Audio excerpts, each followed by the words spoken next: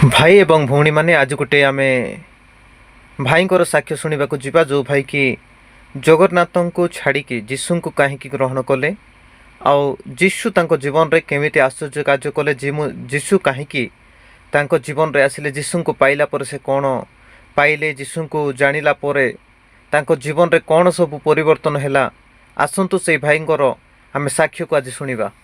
Praise the Lord. समस्त को मु प्रभु जीशु ख्रीस्ट बहुमूल्य नाम धन्यवाद दिए। मो नाम प्रकाश नायक। मो आज को दीर्घ 22 वर्ष है प्रभुंकर अनुगमन करुछि। 2002 रे मु प्रभुंक विषय परिचय पाइली एवं से दिन ठारू मु प्रभुंकर मार्ग रे जीवन काटिबार चली। मु जेतेबेले प्रभु को विश्वास करनथली मु 2002 पूर्व मो जीवनटा एमती साधारण जीवन भाव थिला, किंतु विशेष भाव में मु नाचिबा गाइबा डेइबा ए सब थरे व्यस्त थिली। आउ सांगसाथी मानक मध्य रे मद पानी पीबा आउ मांकड़ामी करिबा कड़ी झगड़ा करिबा ए भली सब मोड भितर मु थिली। आउ मोर पूर्व जीवन थिले कि मु आगरु मु जगन्नाथ को विश्वास करूथिली। आम परिवार मोर जेजे बापा जी सी जड़े देव पूजक थे, मो बापा जड़े पाला गायक, एवं मो ससुर जड़े देव पूजक। से एक परिवार मध्य प्रभु मत डाकिले। जिते बड़े कि अन्य मान कहले तुम परिवार रे एते बड़ गोटे लोक मान जानती कि माने सा बहुत ज्ञानी लोक माने से परिवार को तुम केमती जीशु को लाइन पड़े आस। मुझे देख से सब बहुत प्राचीन विषय थिला। आमर बापा जेजेबापा माने अनेक समय अंधविश्वास थिले। से माने ईश्वर संबंध में ज्ञान प्राप्त नथिले। संसार जेमती कि गोटे नदी बोही चली से नदी रे जहाँ पड़ा सब भासी चली। से भली एक जीवन यापन थिला। आम पूर्वपुरुष माने बहुत प्राचीन कालरू से माने ईश्वर तो ज्ञान नथिला, किंतु सारा संसार तो सही बाटे जाउछि, से भी सही बाटे चलुछंती। मो जीवन रो विशेष घटना आमर गाँ को जड़े पास्टर पालक आसथिले। आउ सीए आसिकी पत्रिका लोक मान जीशु विषय कहथिले। आउ तांकू मु जान नथिली से माने मते गोटे मागिले आम क्लब घर ठारे बसिबा पई गोटे सप मागिले। मुझे सप देली और से सप उपर बसिकी से माने जीशु को विषय 4-5 जन कथबार्ता होते। तापर मु ए सब शुणी विरक्त रागिगली। कहली यही कारण पाई तुम मते सप डकई। तापर मुझे बाहर करदेली पाटी तुंड कर से उठेदेली। आउ सपटा मोर नहीं आसिली। मुझे मोर धोईकी दियो। से पास्टर कहली धोईकी दियो। से पास्टर निजे नलक धोईकी देले। तापरे बहुत असम्मानित कले से किंतु से गोटे जरा कौन धैर्य बोली बहीपत्र चिरदेली। से जो बहीपत्र सब चिरदेली। आ गोटे भल ट्राक्ट रखिदे छोटिया ट्राक्ट एटा भारी सुंदरिया आईला, किंतु सेटा को चिरली सेटा पकेट धरिकी आसिली। तापर से ट्राक्टर ना हूँ नूतन नियम, तो से नूतन जीवन। तो से ट्राक्टर को आनी कौन ये गोटे पढ़ूला देखीदेवा। तापर से ट्राक्टर को पढ़ली नूतन जीवन विषय। आठी जीशु विषय सृष्टि विषय लिखा जाइथिला। ता पूर्व मु भावुथिली कि एमाने आछंती हमर अंचल ख्रिस्टियन कर ख्रिस्टियन विरोधी थी, किंतु ट्राक पढ़ला पर मो मन रे टिके नरम आसीगला। एते भल विषय लिखाई से एमती व्यवहार कली तो ठीक अच्छे। आउे सेठू मु भारी अनुतप्त हेली जे लोक बहुत भल विषय लिखाई व्यवहार किया ठीक ना मुझे भाविली। रही आउ थे से भाई भेट है।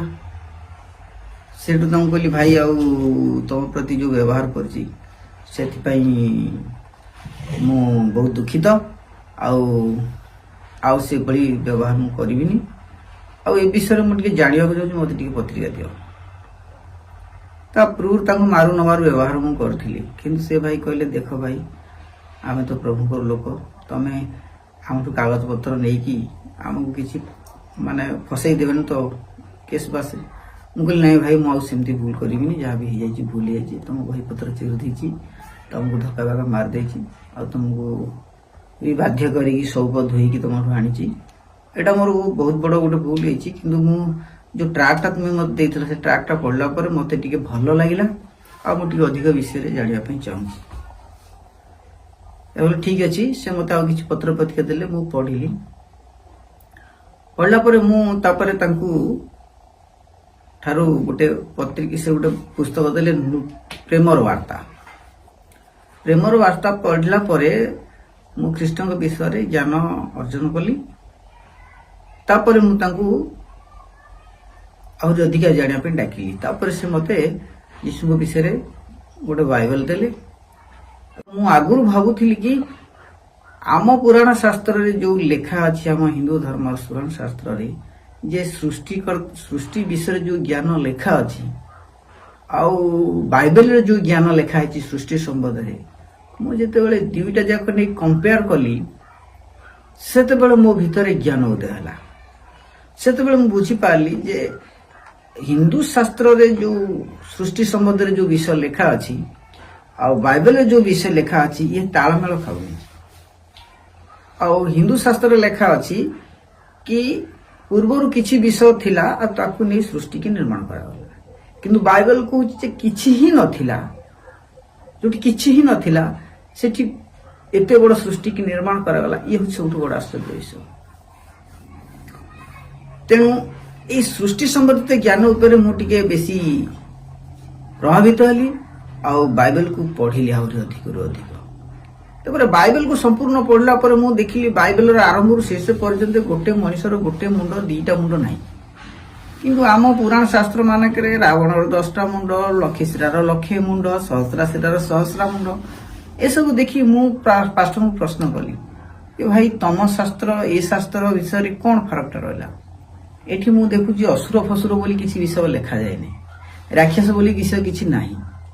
କିନ୍ତୁ ଆମ ଶାସ୍ତ୍ରରେ ଏତେ ସବୁ ଗନ୍ଦା ଗନ୍ଦା ବିଷୟ ଲେଖାଯାଇଛି। ରାକ୍ଷସ, ଅସୁର, ମଣିଷକୁ ଗିଳି ଦେଉଅଛନ୍ତି। ଏଇଟା କି ପ୍ରକାର ବିଷୟ ଏମିତି? ତେଣୁ ତା ପରବର୍ତ୍ତୀ ମୁହୂର୍ତ୍ତରେ ମୁଁ ଜ୍ଞାନ ଅର୍ଜନ କଲି, ଆଉ ବୁଝିଲି ଏସବୁ ଗୋଟେ ଭଣ୍ଡାମି, ଏସବୁ ଗୋଟେ ଠକାମି। ଏ ଭାରତର ଏତେ ବଡ଼ ସମାଜକୁ କିଛି ଜ୍ଞାନୀ ଗୁଣୀ ଲୋକମାନେ ସେ ସମୟରେ ସେମାନଙ୍କର ବୁଦ୍ଧି ବିବେକ ଜ୍ଞାନ ଦ୍ୱାରା ଏମାନଙ୍କୁ ବୁଦ୍ଧୁ ବନେଇକି ରଖିଥିଲେ, ଆଉ ସେଥିପାଇଁ ଲୋକମାନେ ସବୁ ବିଶ୍ୱାସ କରୁଥିଲେ। ଲୋକମାନେ ସତ୍ୟଟାକୁ ଜାଣିନାହାନ୍ତି। ଯେ ପର୍ଯ୍ୟନ୍ତ ଲୋକମାନେ ସତ୍ୟଟାକୁ ନ ଜାଣିଥିବେ, ସେ ପର୍ଯ୍ୟନ୍ତ ଲୋକମାନେ